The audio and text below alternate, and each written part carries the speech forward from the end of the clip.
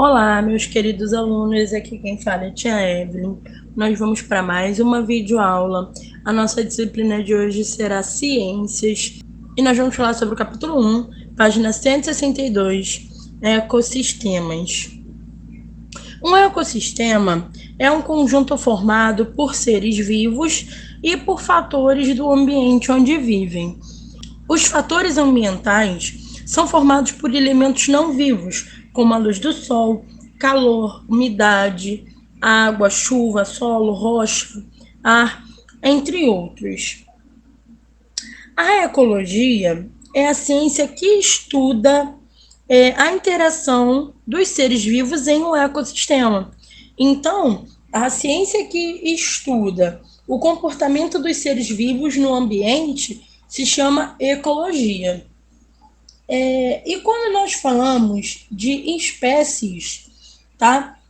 Nós estamos falando de seres que são semelhantes geneticamente, ou seja, que são do mesmo tipo.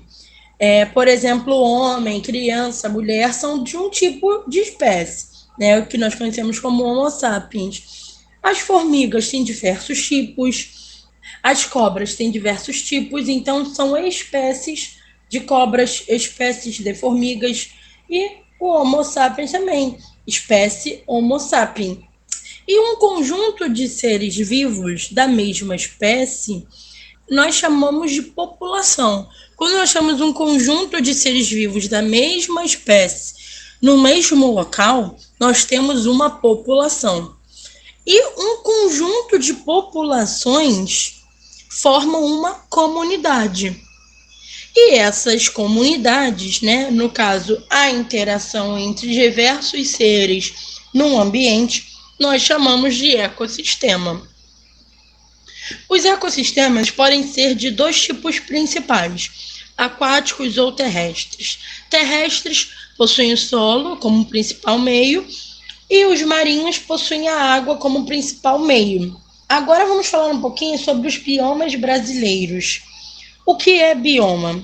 Os biomas são formados pela união de diversos ecossistemas. Diferentes ecossistemas em uma região que ocupam um grande espaço, né, um grande território, nós chamamos de bioma.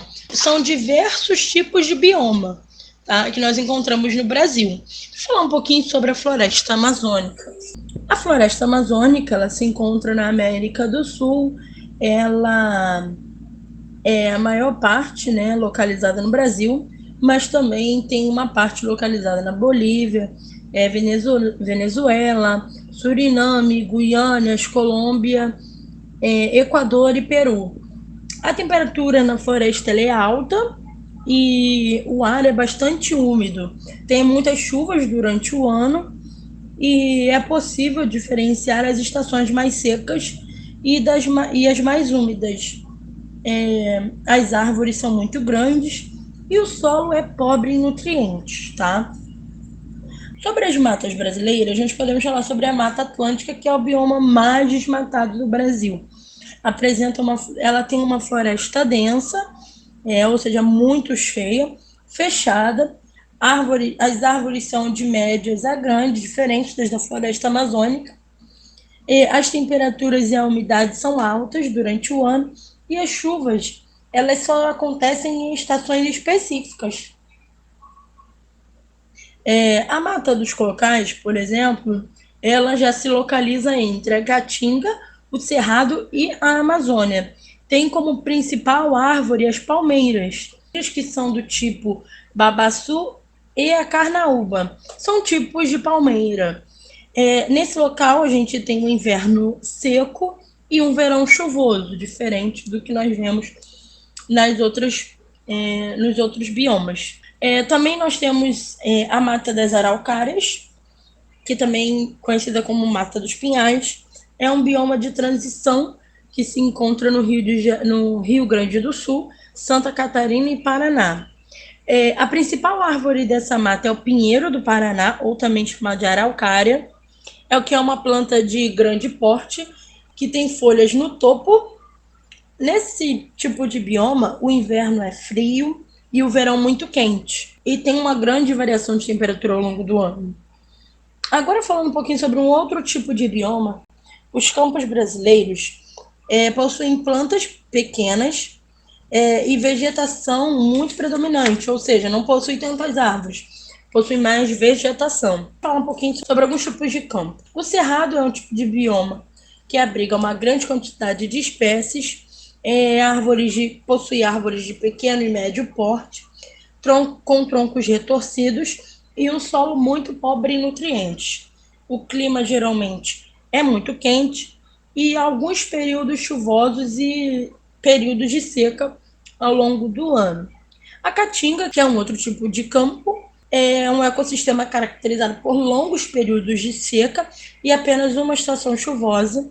A vegetação já é adaptada para períodos secos e por isso as plantas possuem folhas reduzidas para diminuir a perda de água. Algumas dessas plantas armazenam a água para resistir aos períodos de seca, como os cactos, por exemplo.